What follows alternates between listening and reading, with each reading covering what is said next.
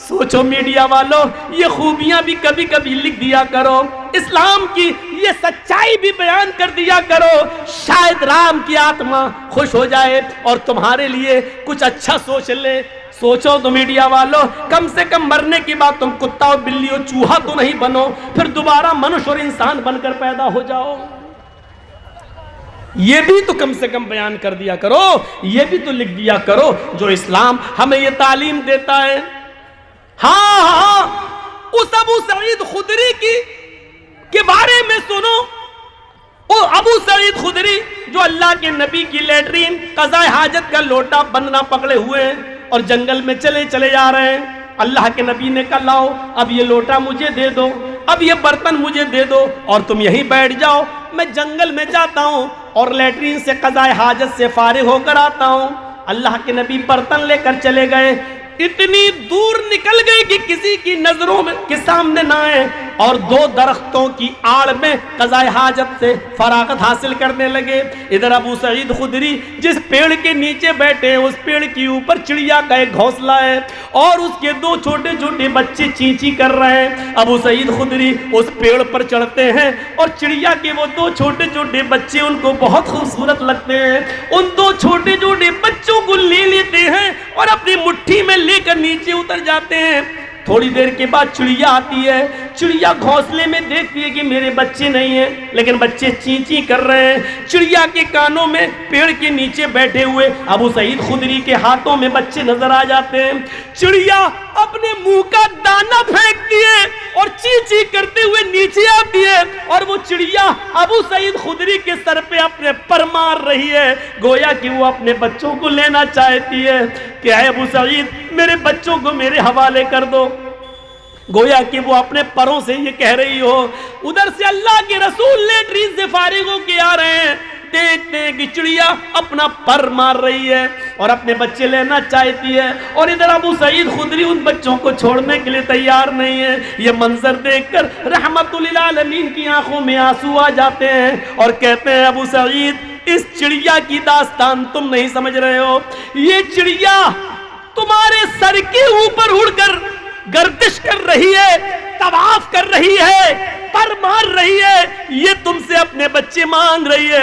جس طرح ہمیں اپنے بچوں سے پیار ہوتا ہے، ہمیں اپنے بچوں سے محبت ہوتی ہے، ان پرندوں کو بھی اپنے بچوں سے محبت ہوتی ہے۔ ابو سعید تم ان کے بچے واپس کر دو۔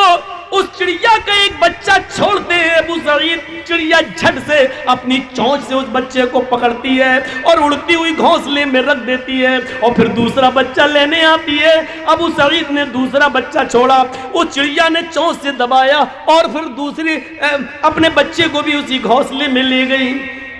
ابو سعید خدری کا بیان ہے چند دنوں کے بعد میں نے سوچا کہ چلیں اسی جگہ پہ چلیں، کچھ دانا لے کر، چڑیا جو کھاتی ہے وہ دانا لے کر چلیں اور گھونسلے میں ڈال دیں۔ لیکن 2-3 دن کے بعد جب ابو سعید خدری اپنے پاس سے کچھ دانا لے کر چڑیا کی کھانے کی غذا لے کر جب گئے تو کیا دیکھتے ہیں، اب اس جگہ پر چڑیا نہیں ہے، اس کا گھونسلہ بھی نہیں ہے، اس کے بچے بھی نہیں ہے۔ یعنی ان بچوں کی ماں چڑیا نے سوچا کہ اس جگہ پر ہمارے بچے سیف نہیں ہیں، کسی نے دیکھ لیا ہے، یہ کہیں لے نہ جائے، تو وہ چڑیا اپنے بچوں کو لے کر کسی سرکشت استھان پہ چلی گئی۔ میرے نبی جناب محمد رسول اللہ صلی اللہ علیہ وسلم ان چھوٹے چھوٹے چڑیوں کے بچوں کی ماں پر ظلم نہیں کر سکے اور ان بچوں کو واپس کروا دیا۔ جس اسلام کی تعلیم یہ رہی ہو وہ بے قصوروں کو مارنے کی اجازت کیسے دے گا، وہ دہشت گردی کی اجازت کیسے دے گا، وہ کسی کو قتل کرنے کی اجازت کیسے دے گا؟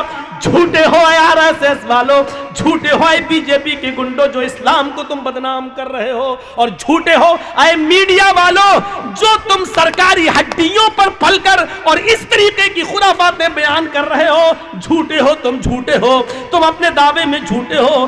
تمہیں پرمیشور ہی نپٹے گا، تمہیں تمہارے رام ہی نپٹیں گے، تم اپنے دھرم کے مطابق تم سچی سچی سزا پاؤ گے۔ اگر تم سچے ہو تو منشیہ بنو گے اور جھوٹے ہو تو انتظار کرو کہ مرنے کے بعد کتا بلی چوہا بندر نہ بنا دیے جاؤ۔ یہ صورتحال ہماری، ہم اپنے معاشرے میں نظر ڈالیں۔ اللہ کے رسول صلی اللہ علیہ وسلم ایک انصاری کہ باغ میں چلے جاتے ہیں بھوکے، آپ کے ساتھ آپ کے صحابہ بھی ہیں. اس انصاری نے جلدی سے کھجور پیش کر دیے اور اللہ کے نبی کو بٹھا دیا.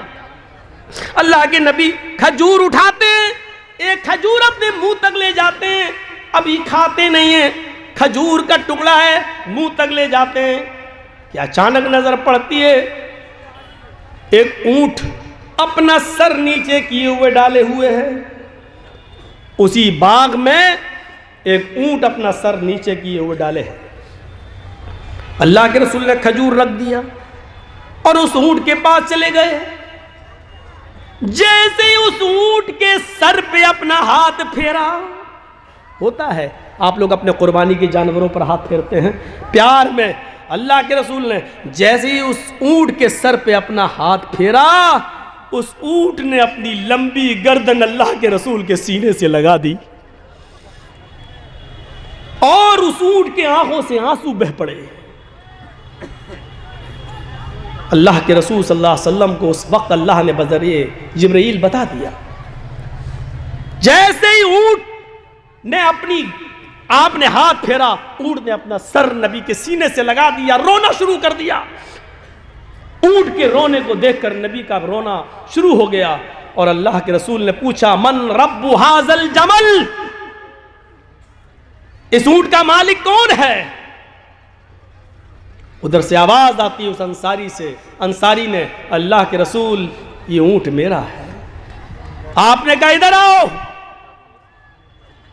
جی کہیے اللہ کے رسول کیا بات؟ اس اونٹ نے ابھی مجھ سے یہ شکایت کی ہے کہ اے اللہ کے رسول میرا مالک بہت ظالم ہے، میں بہت کمزور ہو چکا ہوں، بوڑھا ہو چکا ہوں، میرے اوپر یہ ضرورت سے زیادہ اور میری طاقت سے زیادہ بوجھ میرے اوپر لاد دیتا ہے، مجھ سے میری طاقت سے زیادہ کام لیتا ہے اور کام لینے کے باوجود مجھے پیٹ بھر کے کھانا نہیں کھلاتا ہے. جتنی طاقت تم اس اونٹ کے اوپر رکھتے ہو اللہ رب العالمین اس سے کہیں زیادہ طاقت تمہارے اوپر رکھتا ہے. ڈرو اللہ سے. ہائے ہائے ہائے، اونٹ کی زبان سمجھنے والے ہمارے آقا، اونٹ کی زبان سمجھنے والے ہمارے نبی یہ برداشت نہیں کر سکے کہ اس اونٹ کے اوپر اس کی طاقت سے زیادہ سامان لادا جائے اور پھر پیٹ بھر کے اس کو کھانا نہ کھلایا جائے. اس انصاری نے کہا اللہ کے رسول اس اونٹ نے جو کچھ بھی کہا ایک ایک لفظ سچا ہے اور میں وعدہ کرتا ہوں کہ آج کے بعد آپ کو شکایت کا کوئی موقع نہیں ملے گا. آپ نے کہا میں اس وقت تک تمہارے کھجور نہیں کھاؤں گا جب تک کہ میرے آنکھوں کے سامنے اس اونٹ کا پیٹ نہ بھر دو، اس کو پورا پیٹ بھر کے کھانا نہ کھلا دو.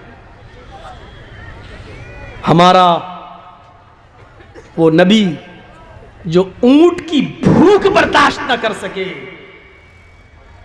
وہ غریبوں، یتیموں، مسکینوں، بیواؤں، پسماندوں اور کمزوروں کو بھوکا مرتے ہوئے کیسے دیکھ سکتا ہے؟ یہ رحمت ہے جناب محمد رسول اللہ.